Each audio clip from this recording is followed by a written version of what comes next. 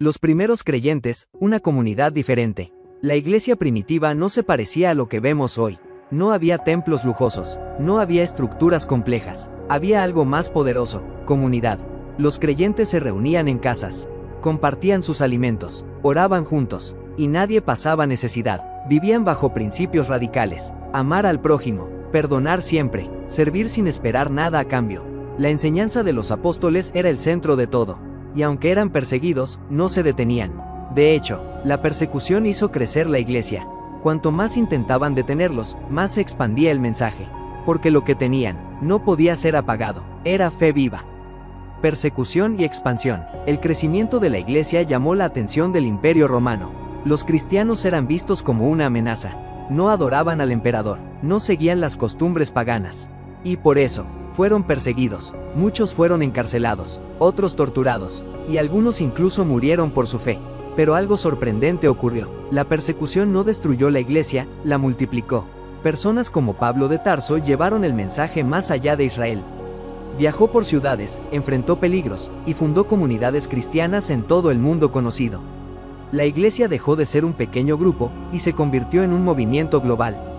Un movimiento que ni el poder del imperio pudo detener. De movimiento a institución. Con el paso del tiempo, la iglesia siguió creciendo. Siglos después, ocurrió un cambio radical. El cristianismo dejó de ser perseguido, y fue aceptado. Durante el gobierno de Constantino el Grande, la fe cristiana comenzó a expandirse oficialmente en el Imperio Romano.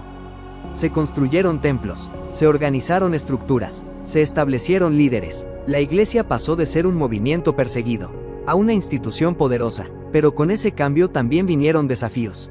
El riesgo de perder la esencia, el peligro de mezclar poder con fe. Aún así, el mensaje original seguía vivo. Un mensaje de amor, de redención, de esperanza. El comienzo, la promesa. La historia de la iglesia no comienza con un edificio. Comienza con una promesa. Hace más de 2000 años, en una tierra ocupada por el Imperio Romano, un hombre llamado Jesucristo caminaba entre la gente predicando un mensaje revolucionario. El reino de Dios había llegado. No hablaba de poder político, ni de ejércitos. Hablaba de amor, perdón y salvación. Un día, mirando a sus discípulos, hizo una declaración que cambiaría la historia. Sobre esta roca edificaré mi iglesia. En ese momento, la iglesia aún no existía como la conocemos hoy. No había templos, ni jerarquías, solo un grupo de seguidores que creían que Jesús era el Hijo de Dios. Pero Jesús sabía que su misión no terminaría con su vida. Preparó a sus discípulos, les enseñó, los corrigió, y les dio una misión clara: ir y hacer discípulos a todas las naciones. La semilla estaba plantada, pero aún faltaba algo poderoso, algo que lo cambiaría todo. Pentecostés, el nacimiento de la iglesia. Después de la muerte y resurrección de Jesucristo, sus discípulos estaban confundidos, con miedo, pero esperaban una promesa. Jesús les había dicho: recibirán poder cuando el Espíritu Santo venga sobre ustedes. Y entonces ocurrió, en el día de Pentecostés. Un estruendo como viento llenó la casa. Lenguas de fuego descendieron sobre ellos. Y algo sobrenatural pasó. Comenzaron a hablar en diferentes idiomas.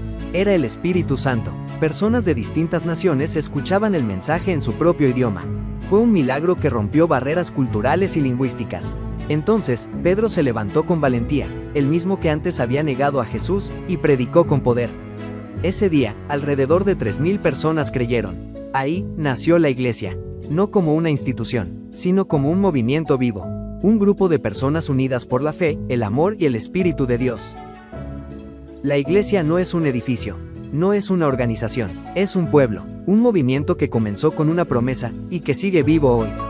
Desde un pequeño grupo de discípulos, hasta millones de creyentes en todo el mundo. La historia de la iglesia es la historia de la fe que no se apaga.